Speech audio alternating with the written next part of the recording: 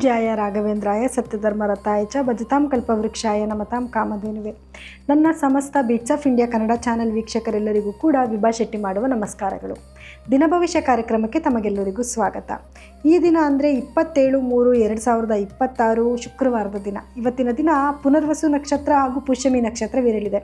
ಹಾಗಿದ್ರೆ ದ್ವಾದಶ ರಾಶಿಗಳ ಮೇಲೆ ಇವತ್ತಿನ ದಿವಸ ಏನೆಲ್ಲ ಫಲಗಳನ್ನ ನೋಡ್ಬೋದು ಅನ್ನೋದನ್ನ ನೋಡೋಣ ಬನ್ನಿ. ನೋಡಿ, ಮೊದಲನೇದಾಗಿ ಮೇಷರಾಶಿ. ಮೇಷರಾಶಿಯವರಿಗೆ 3ನೇ ಮನೆ ಮತ್ತು 4ನೇ ಮನೆ ಎರಡೂ ಮನೆಗಳಲ್ಲಿ ಚಂದ್ರನ ಒಂದು ಸಂಚಾರ ಇರುತ್ತೆ. ಸೊ ಹಾಗಾಗಿ ಇವತ್ತಿನ ದಿವಸ ಏನಾಗುತ್ತೆ ಅಂತಂದರೆ ಅರ್ಧರ್ಧ ಒಂದು ಸ್ನೇಹಿತರನ್ನ ಭೇಟಿ ಮಾಡೋದು, ಅವ್ರ ಜೊತೆಯಲ್ಲಿ ಒಂದು ಕಾಲ ಕಳೆಯುವಂಥದ್ದು, ಮತ್ತು ತಾಯಿನ ಭೇಟಿ ಮಾಡೋದು, ಅವ್ರ ಜೊತೆ ಕಾಲ ಕಳೆಯೋದು ಅಥವಾ ಅವ್ರ ಆಶೀರ್ವಾದ ತೊಗೊಳ್ಳುವಂಥದ್ದು, ಭೂಮಿಗೆ ಸಂಬಂಧಪಟ್ಟಿರೋಂಥ ಮಾತುಕತೆಗಳಾಡುವಂಥ ದಿನ ಆಗಿರುತ್ತೆ. ಸೊ ಇವತ್ತು ನೀವೇನು ಪರಿಹಾರ ಮಾಡ್ಕೊಬೇಕು ಅಂತಂದರೆ, ಇವತ್ತು ನೀವು ಆದಿತ್ಯ ಹೃದಯನ ಪಾರಾಯಣ ಮಾಡೋದು ಅಥವಾ ಕೇಳಿಸ್ಕೊಳ್ಳೋದ್ರಿಂದ ಇವತ್ತು ಮಾಡೋ ಎಲ್ಲ ಕೆಲಸದಲ್ಲೂ ಕೂಡ ನಿಮಗೆ ಯಶಸ್ಸು ಸಿಗುತ್ತೆ. ಇನ್ನು ವೃಷಭ ರಾಶಿಯಲ್ಲಿ ಹುಟ್ಟಿರೋರಿಗೆ ನೋಡಿ, ಚಂದ್ರ ನಿಮಗೆ 2 ಮತ್ತು 3ನೇ ಮನೆ ಎರಡೂ ಕಡೆ ಓಡಾಡೋದ್ರಿಂದ ಇವತ್ತಿನ ದಿವಸ ಹಣಕಾಸಿನ ಅಭಿವೃದ್ಧಿನೂ ತುಂಬ ಚೆನ್ನಾಗಿರುತ್ತೆ. ನಿಮ್ಮ ಮಾತಿಗೂ ಕೂಡ ಒಂದು ಮನ್ನಣೆ ಬರುವಂಥದ್ದು, ಒಳ್ಳೊಳ್ಳೆ ಸ್ನೇಹಿತರನ್ನ ಭೇಟಿ ಮಾಡುವಂಥ ದಿನ ಆಗಿರುತ್ತೆ. ಸೊ ಇವತ್ತು ನೀವೇನು ಮಾಡಬೇಕು ಅಂತಂದರೆ, ಗಣೇಶ ಮತ್ತು ಸುಬ್ರಹ್ಮಣ್ಯ ಇಬ್ಬರು ಇರುವಂಥ ದೇವಸ್ಥಾನಕ್ಕೆ ಹೋಗೋದು ಅಥವಾ ಅವರ ಧ್ಯಾನ ಮಾಡೋದ್ರಿಂದ ಇವತ್ತು ನೀವು ಶುಭ ಸುದ್ದಿಗಳನ್ನ ನೋಡ್ಬೋದು. ಇನ್ನು ಮಿಥುನ ರಾಶಿಯಲ್ಲಿ ಹುಟ್ಟಿರೋರಿಗೆ ನೋಡಿ, ಚಂದ್ರ ನಿಮಗೆ ಲಗ್ನದಲ್ಲಿ ಮತ್ತು 2ನೇ ಮನೆಯಲ್ಲೂ ಸಂಚಾರ ಮಾಡೋದ್ರಿಂದ ಒಂದು ಅರ್ಧ ದಿವಸ ಸ್ವಲ್ಪ ನಿಮಗೆ ಕನ್ಫ್ಯೂಷನ್ ಸ್ಟೇಟಸ್ ಇದ್ದರೂ ಕೂಡ ಹ್ಯಾಪಿಯಾಗಂತೂ ಇರ್ತೀರ.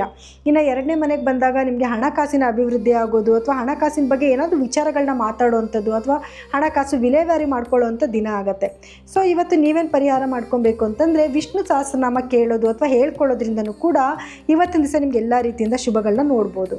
ಇನ್ನು ಕಟಕ ರಾಶಿಯಲ್ಲಿ ಹುಟ್ಟಿರೋರಿಗೆ ಚಂದ್ರ ನೋಡಿ 12 ಮತ್ತು 1ನೇ ಮನೆಯಲ್ಲಿ ಸಂಚಾರ ಮಾಡೋದ್ರಿಂದ ಇವತ್ತಿನ ದಿವಸ ಒಂದು ಅರ್ಧ ದಿವಸ ಸ್ವಲ್ಪ ನಿಮಗೆ ಕೆಲಸಗಳಲ್ಲಿ ಡಿಲೇ ಆಗ್ತಿದ್ರು ಕೂಡ ಇನ್ನೊಂದು ಅರ್ಧ ದಿವಸದಲ್ಲಿ ಕೆಲಸದಲ್ಲಿ ಯಶಸ್ಸನ್ನು ಕೂಡ ನೋಡ್ತೀರಾ.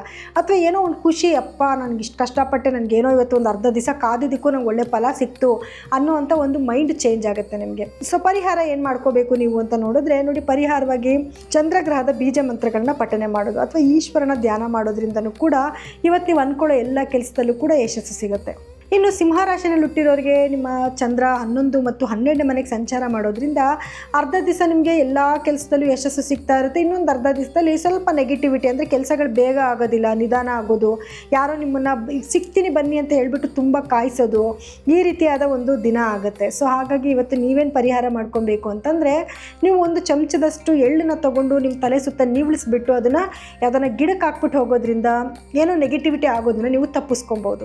ಇನ್ನು ಕನ್ಯಾ ರಾಶಿಯಲ್ಲಿ ಹುಟ್ಟಿರೋರಿಗೆ ಚಂದ್ರ 10 ಮತ್ತು 11 ಮನೆ ಎರಡೂ ಮನೆಗೆ ಸಂಚಾರ ಮಾಡೋದ್ರಿಂದ ಎರಡೂ ತುಂಬ ಅದ್ಭುತವಾದ ದಿನಗಳಾಗಿರುತ್ತೆ. ಕೆಲಸದಲ್ಲಿ ಅಭಿವೃದ್ಧಿ ಆಗುವಂಥದ್ದು, ಅದಕ್ಕೆ ತಕ್ಕ ಫಲನೂ ಸಿಗುವಂಥದ್ದು, ಏನೋ ಒಂದು ಕೆಲಸ ಮಾಡಿರ್ತೀರ ಅದರದ್ದು ಲಾಭ ನೋಡುವಂಥ ದಿನ ಆಗಿರುತ್ತೆ. ಸೊ ಇನ್ನಷ್ಟು ದುಪ್ಪಟ್ಟಾಗಬೇಕು ಇವತ್ತಿನ ದಿವಸ, ನಿಮ್ಮ ಅದೃಷ್ಟ ಬದಲಾಗಬೇಕು ಇನ್ನೊಂದಷ್ಟು ಅಂದರೆ ಏನು ಮಾಡಬೇಕು ಅಂತಂದರೆ, ನೋಡಿ, ಇವತ್ತಿನ ದಿವಸ ನೀವು ಚಂದ್ರಗ್ರಹದ ಬೀಜ ಮಂತ್ರ ಪಠನೆ ಮಾಡೋದು ಅಥವಾ ವಿಷ್ಣು ಸಹಸ್ರನಾಮ ಕೇಳೋದ್ರಿಂದನೂ ಕೂಡ ಇವತ್ತು ನಿಮಗೆ ಅಂದ್ಕೊಳ್ಳೋ ಕೆಲಸಗಳಲ್ಲಿ ಮತ್ತಷ್ಟು ಫಲಗಳನ್ನ ನೀವು ನೋಡಬಹುದು. ಇನ್ನು ತುಲಾ ರಾಶಿಯಲ್ಲಿ ಹುಟ್ಟಿರೋರಿಗೆ ಚಂದ್ರ 9 ಮತ್ತು 10ನೇ ಮನೆಗೆ ಸಂಚಾರ ಮಾಡೋದ್ರಿಂದ ಇವತ್ತಿನ ದಿವಸ ಒಂದು ಅದೃಷ್ಟಕರವಾದ ದಿನ ಆಗಿರುತ್ತೆ. ಏನು ಕೆಲಸಕ್ಕೆ ಕೈ ಇಟ್ಟರು ಆ ಕೆಲಸದಲ್ಲಿ ಯಶಸ್ಸು ಸಿಗ್ತಾ ಇರುತ್ತೆ. ಜೊತೆಗೆ ನಿಮ್ಮ ಕೆಲಸದಲ್ಲೂ ಕೂಡ ಅಭಿವೃದ್ಧಿ ಆಗ್ತಾ ಇರುತ್ತೆ. ಏನೋ ಕೆಲಸದಕ್ಕೋಸ್ಕರ ಏನಾದ್ರು ಕೆಲವು ವಸ್ತುಗಳನ್ನ ತೊಗೊಂಡು ಬರುವಂಥದ್ದು, ವ್ಯಾಪಾರದಲ್ಲಿ ಅಭಿವೃದ್ಧಿ ನೋಡುವಂಥ ದಿನ ಆಗಿರುತ್ತೆ. ಸೊ ಇದಕ್ಕೆ ಏನು ನೀವು ಪರಿಹಾರ ಮಾಡ್ಕೊಬೇಕು ಅಂತಂದರೆ, ಇವತ್ತಿನ ದಿವಸ ನೀವು ಶನೈಶ್ವರನ ಒಂದು ಧ್ಯಾನ ಮಾಡುವಂಥದ್ದು, ಓಂ ಶಂ ಶನೈಶ್ವರಾಯ ನಮಃ ಅಂದ್ಕೊಂಡು ಏನೇ ಕೆಲಸ ಮಾಡಿದ್ರೂ ಕೂಡ ನಿಮಗೆ ಕೆಲಸದಲ್ಲಿ ಯಶಸ್ಸನ್ನು ನೀವು ನೋಡಬಹುದು. ಇನ್ನು ವೃಶ್ಚಿಕ ರಾಶಿಯಲ್ಲಿ ಹುಟ್ಟಿರೋರಿಗೆ ಇವತ್ತಿನ ದಿವಸ ಅಷ್ಟಮದಲ್ಲಿ ಚಂದ್ರ ಇರ್ತಾನೆ, ತದನಂತರ 9ನೇ ಮನೆಗೆ ಸಂಚಾರ ಮಾಡ್ತಾನೆ. ಒಂದು ಅರ್ಧ ದಿನಗಳ ಕಾಲ ನಿಮ್ಗೆ ಯಾವ ಕೆಲಸಕ್ಕೆ ಕೈ ಇಟ್ಟರು ಕೂಡ ಆ ಕೆಲಸಗಳು ಆಗ್ತಿರಲ್ಲ, ಸ್ವಲ್ಪ ಕನ್ಫ್ಯೂಷನ್ ಇರುತ್ತೆ.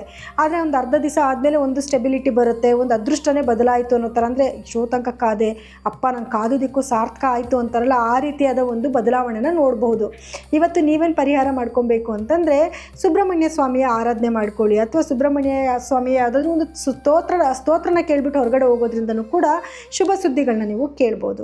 ಇನ್ನು ಧನಸ್ಸು ರಾಶಿಯಲ್ಲಿ ಹುಟ್ಟಿರೋರಿಗೆ ಇವತ್ತಿನ ದಿವಸ 7ನೇ ಮನೆಯಲ್ಲೂ ಚಂದ್ರ ಇರ್ತಾನೆ, ಅದಾದಮೇಲೆ ಅಷ್ಟಮಕ್ಕೂ ಚಂದ್ರ ಬರ್ತಾನೆ. ಸೊ ಹಾಗಾಗಿ ಅರ್ಧ ದಿವಸ ಗಂಡ ಹೆಂಡತಿ ಜೊತೆಯಲ್ಲಿ ತುಂಬ ಚೆನ್ನಾಗಿದ್ರು ಇನ್ನೊಂದು ಅರ್ಧ ದಿವಸದಲ್ಲಿ ಕಿತ್ತಾಡ್ಕೊಂಡ್ಬಿಡೋದು ಅಥವಾ ಏನಾದರೂ ಒಂದು ಯೋಚನೆ ಮಾಡ್ಕೊಂಡು ಕುತ್ಕೊಂಡ್ಬಿಡೋದು ಅಥವಾ ಏನೋ ಒಂದು ಮನಸ್ತಾಪ ಆಗೋ ಥರ ಏನೋ ಒಂದು ಮಾತಾಡ್ಬಿಡೋದು, ಈ ರೀತಿಯಾಗಿ ಒಂದು ದಿನನ ಕಳಿಬೇಕಾಗಿ ಬರುತ್ತೆ. ಸೊ ನೆಗೆಟಿವಿಟಿ ಆಗಬಾರ್ದು, ಕಮ್ಮಿ ಮಾಡ್ಕೋಬೇಕು. ಏನು ಮಾಡಬೇಕು ಅಂತಂದರೆ, ನಿಮಗಾಗಿ ನೀವು ಏನೂ ಕೂಡ ಯೋಚನೆ ಮಾಡಿದ್ರೆ ಒಂದು 10 ನಿಮಿಷ ಧ್ಯಾನ ಮಾಡಿ. ಅವಾಗ ಆವಾಗ ನೆಗೆಟಿವಿಟಿ ಆಗೋದನ್ನ ತಪ್ಪಿಸ್ಬೋದು. ನಿಮ್ಮಿಂದ ಏನೋ ತೊಂದರೆ ಆಗೋದನ್ನ ಖಂಡಿತವಾಗ್ಲೂ ನೀವು ತಡೆದಿಡಿಬೋದು. ಇನ್ನು ವೃಶ್ಚಿಕ ರಾಶಿನಲ್ಲಿ ಹುಟ್ಟಿರೋರಿಗೆ ಚಂದ್ರ 6 ಮತ್ತು 7ನೇ ಮನೇಲಿ ಸಂಚಾರ ಮಾಡೋದ್ರಿಂದ ಇವತ್ತಿನ ದಿವಸ ಹಣ ವಿಲೇವಾರಿ ಮಾಡ್ಕೊಳ್ಳೋದು, ಕೊಟ್ಟು ತಗೊಳ್ಳೋದು, ಸಾಲ ತಗೊಳ್ಳೋದು ಕೊಡೋದಕ್ಕೂ ಕೂಡ ಒಳ್ಳೆ ದಿನ ಆಗಿರುತ್ತೆ. ಜೊತೆಗೆ ಗಂಡ ಹೆಂಡತಿ ಮಧ್ಯದಲ್ಲೂ ಕೂಡ ಒಳ್ಳೆ ಬಾಂಡೇಜ್ ಚೆನ್ನಾಗಾಗುತ್ತೆ, ಅಥವಾ ಅವ್ರ ಜೊತೆಲೆಲ್ಲೋ ಕಾಲ ಕಳೆಯೋದು, ಅವ್ರ ಜೊತೆಲೆಲ್ಲೋ ಹೋಗುವಂಥ ಒಂದು ದಿನ ಕೂಡ ಆಗಿರುತ್ತೆ.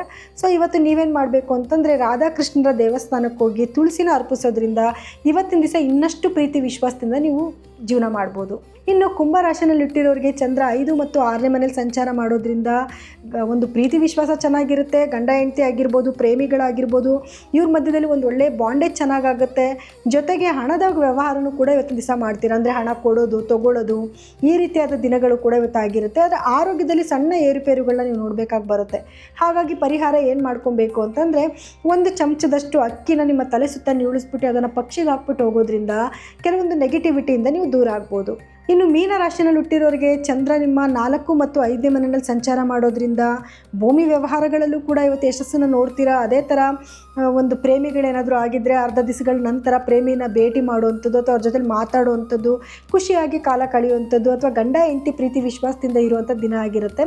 ಸೊ ಇವತ್ತು ನೀವೇನು ಮಾಡಬೇಕು ಅಂತಂದರೆ ರಾಧಾಕೃಷ್ಣರ ದೇವಸ್ಥಾನಕ್ಕೆ ಹೋಗೋದು, ತುಳಸಿನ ಅರ್ಪಿಸೋದ್ರಿಂದ ಇವತ್ತೆಲ್ಲ ದಿನವೂ ಕೂಡ ತುಂಬ ಖುಷಿಯಿಂದ ಕಾಲ ಕಳಿಬೋದು ನೀವು. ಇನ್ನು ಇದಾಗಿತ್ತು ದ್ವಾದಶ ರಾಶಿಗಳ ಈ ದಿನದ ಫಲಾನುಫಲಗಳು. ನಾಳಿನ ಫಲ ಹೇಳೋದಕ್ಕೆ ನಾನು ಮತ್ತೆ ಬರ್ತೀನಿ. ಎಲ್ಲರಿಗೂ ಕೂಡ ನನ್ನ ಧನ್ಯವಾದಗಳು.